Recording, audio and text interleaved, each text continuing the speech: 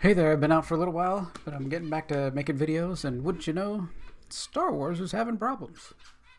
Shocker.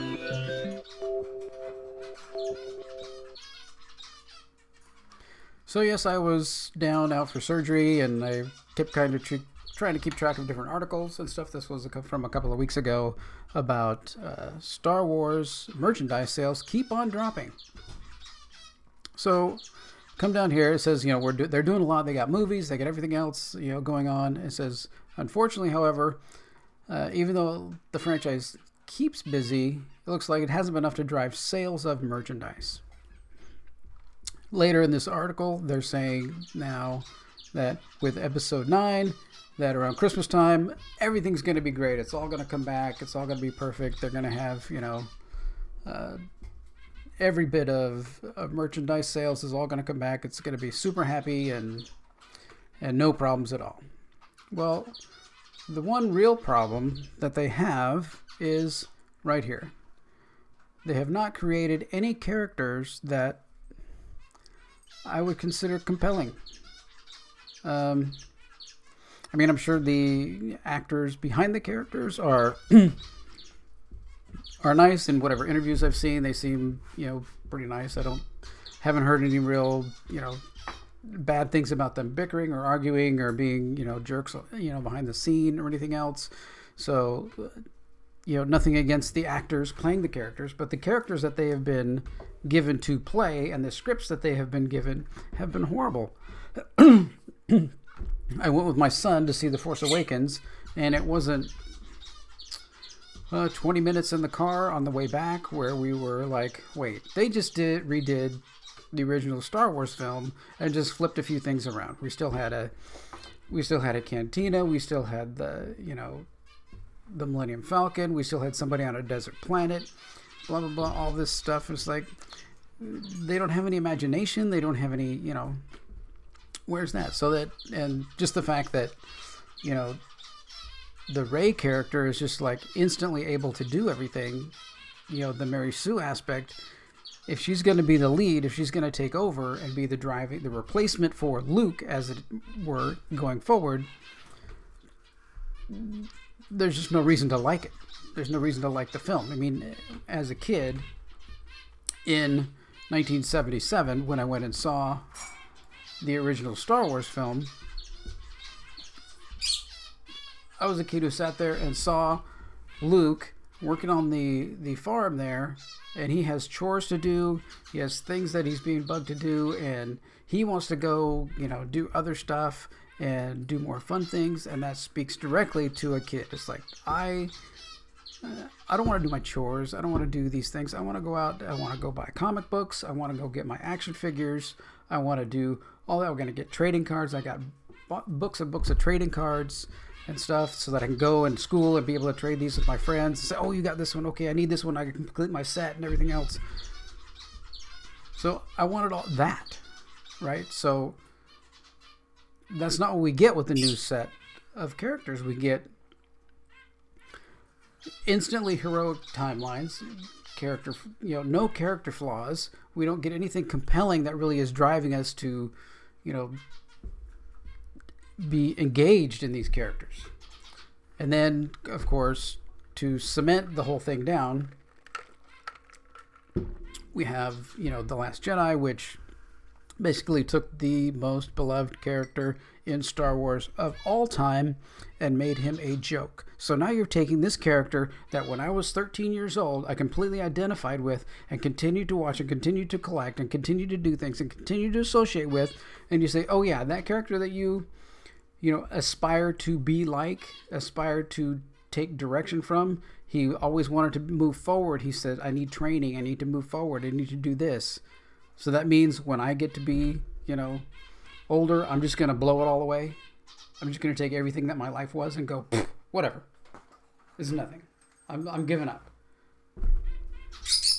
That's not what anybody wants to hear from this character. So you want to talk about toy sales. So there's this little official BB-9E that nobody basically barely saw in the film, that was pointless to the film, that had made no difference to the film, that was just another way to sell another toy in the film. So here it says it's $29.99 plus free shipping from Amazon. Well, lo and behold, I was in whenever I get out, I get to go out and walk a mile every day as part of my back surgery recovery. Well, we went to the Disney store down here so that I could walk around the outlet area and get my mile in for the day.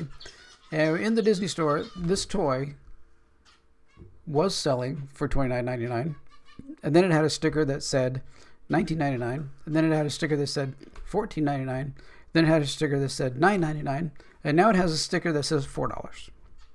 $4. They have probably 300 to 400 of these sitting on a shelf, a high shelf, because nobody wants them. They're up there.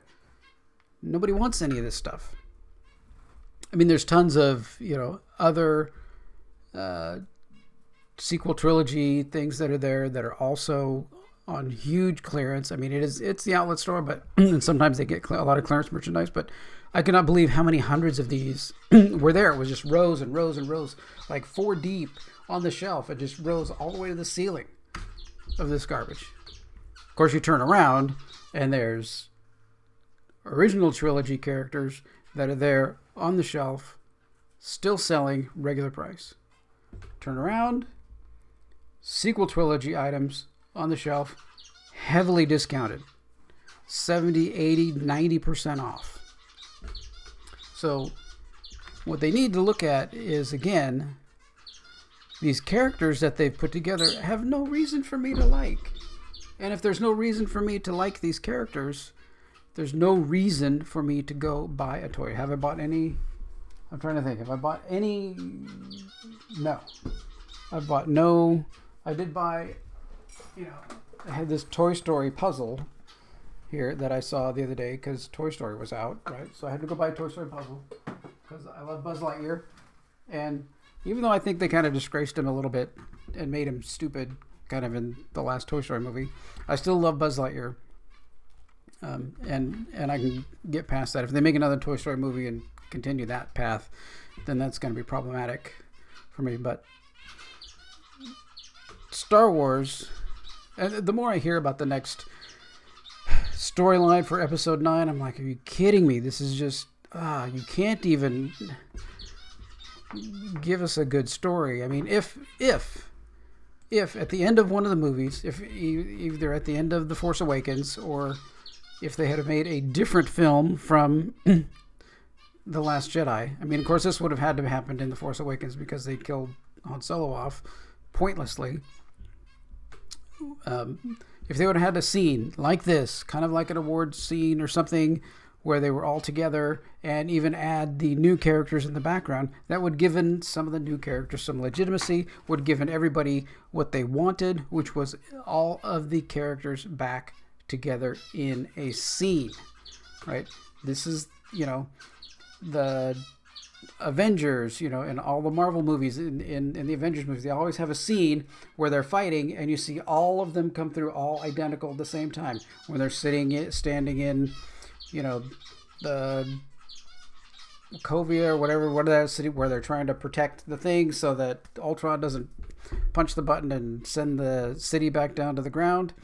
They're all standing around there and they pan the camera all the way around. You get all your characters are there all together so you can get this hero shot of just everybody there. Do we get that? No. Because, number one, J.J. Abrams doesn't really care about you as a fan.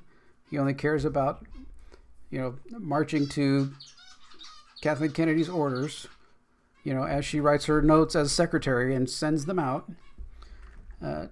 And then we have, The Last Jedi, which was...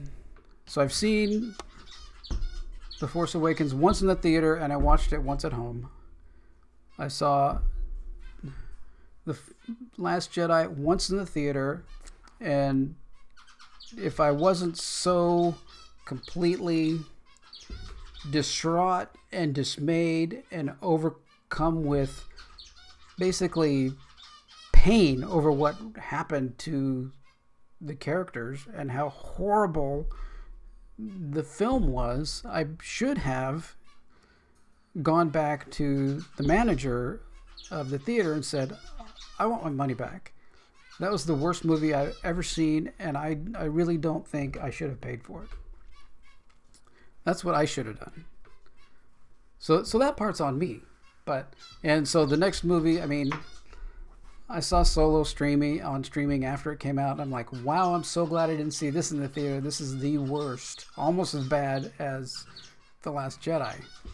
And, Rogue One was all right. It's, kind of pointless, to do all these fill-in movies. But again, it's like, you're not giving us anything to really connect with or associate with or have some sort of connection with. You're not doing that. So until they do that, nothing's going to change. And since it's J.J. Abrams is in charge of Episode 9, and it's basically you're going to see at some point, you're going to see in one scene, you're going to see a kitchen sink, because they've thrown everything, including the kitchen sink, into this. So any character that we can find from anywhere that somebody might actually kind of care about, let's throw it in here. We're going to use it super in the advertising, like their last ad, which goes through all of the old movies to try and say, this is part of everything, we're going to so much respect to your characters. But once you get in and you're going to see the movie, it's going to be just a complete sham. It's just going to be, the rumors and stuff about the storyline and everything else. It's not even going to, the actor who plays Palpatine is not even going to be in the film. I don't even know if it'll be his voice, because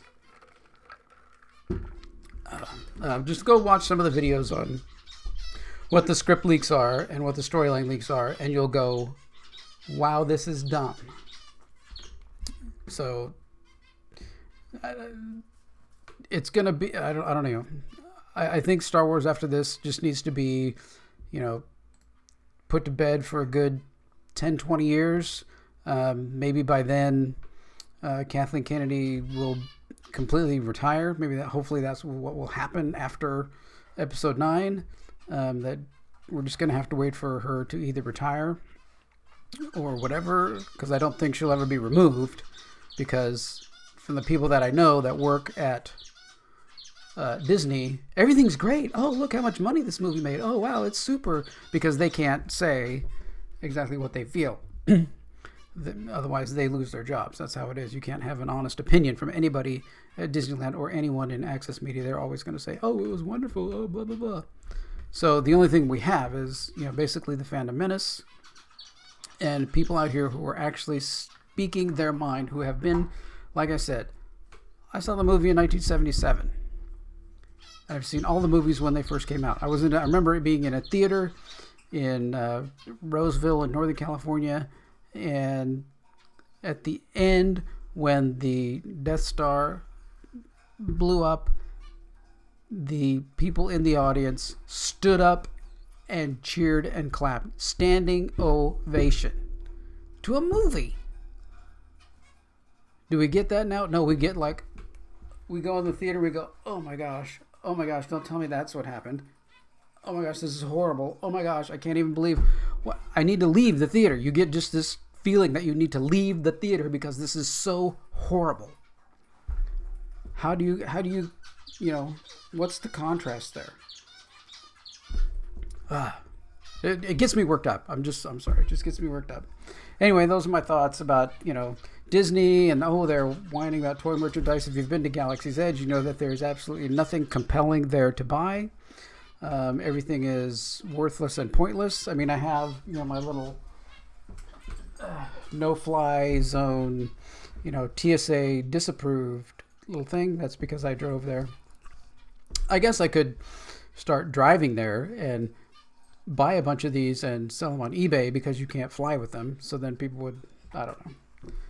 It's pointless. I'm going to sit here and eat my gluten-free, dairy-free chocolate chip cookie. That's good. And just know that I'm not going to watch this stuff anymore. All right.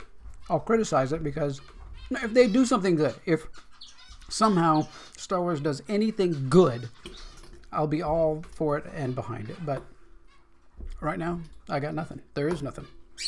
So I'll go back and watch the Despecialized versions of the original trilogy. That's what I'm doing. All right. Well, thanks for watching this. If like and subscribe, all those other fun YouTube things, and take care.